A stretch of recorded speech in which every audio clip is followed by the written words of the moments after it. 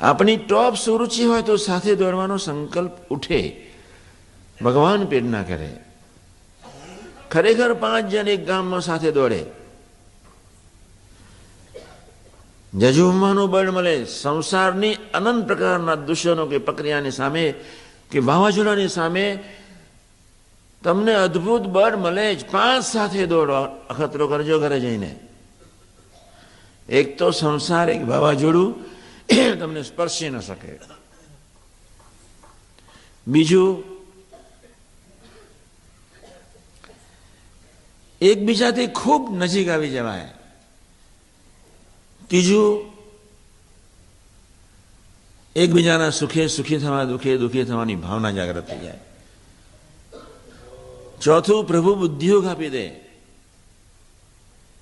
પાંચમું, તમારું લાઈફ નિર્મળ, સ્વચ્છ બને, સ્વચ્છ અને સ્વસ્થ બને. ફિઝિકલી અને મેન્ટલી સ્વચ્છ અને સ્વસ્થ બનો. છઠ્ઠું, બુદ્ધિયોગ મળે, જેના ફળ સ્વરૂપે આત્મીયતા પ્રગટે, જેના ફળ સ્વરૂપે પ્રભુની નિષ્ઠા એકધારી દ્રઢ થયા કરે, જેના ફળ સ્વરૂપે પ્રભુ સાથેનો સુહૃદ ભાવ વધે, જેના ફળ સ્વરૂપે એકધારી આપણા હૈયાને વિશે સુખ શાંતિ અને આનંદ વર્તે. પ્રભુ આપણા કામ માટે જ, પ્રભુ આપણને પ્રફુલ્લિત જોવા માટે જ, તમારું આત્યંતિક કલ્યાણ કરવાના હેતુથી જ, તમે એના દીકરા બનાવ્યા હેતુથી જ, અક્ષરધામના અધિકારી બનાવ્યા મંગલકારી હેતુથી, પોતાના સ્વરૂપની ઓળખાણ કરવાના હેતુથી જ ભગવાન તમને પૃથ્વી પર મોકલે છે, મફતિયા નહીં. હવે પછી જ્યારે ફરી મળીએ ત્યારે તમારા મન સ્થિર હોવા જોઈએ. પ્રસંગ શા માટે આંદોલન નહીં, અહીં શા માટે આંદોલન ઉભા કરે? તમારું મન કોઈ પણ પરિસ્થિતિમાં સ્થિર હોવું જોઈએ. કોઈ પણ પરિસ્થિતિમાં. વહેલું થયું, મોડું થયું, ઉતાવળ થઈ ગઈ, કાગળ મળ્યો, નથી મળ્યો, સંભાળ્યા નહીં, એકને સંભાળે, અનંત પ્રકારના પ્રશ્નોથી આપણા મન બુદ્ધિને ગંદા કરી રહ્યા છીએ. તું સિવાય ધરતી પર કોઈનું ધાર્યું થતું નથી, તો મારા મનને શા માટે મારે ઉદ્વેગમાં લેજો? ભજન કરો. તારું જ ધાર્યું થાય છે તો મારા મનને ઉદ્વેગમાં હું શા માટે લેજો? કોઈ વ્યક્તિનો આકાર જ નથી. પંચમહાભૂતના કોથળામાં તમે બેઠા છો.